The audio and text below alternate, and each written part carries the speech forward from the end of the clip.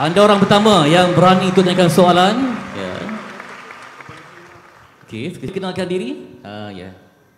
Assalamualaikum Dr. Zam. Encik Fitri. Nama saya Ain Sarah Khadijah binti Abdullah. Saya dari Damansara, Selangor.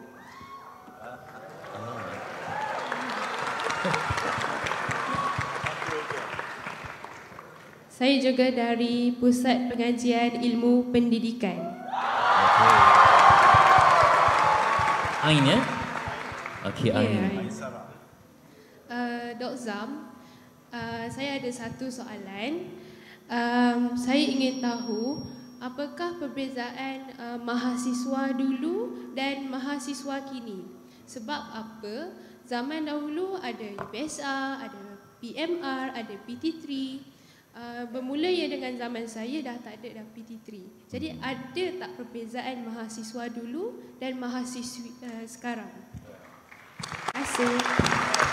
Tapi cara Ain tanya soalan tu menarik.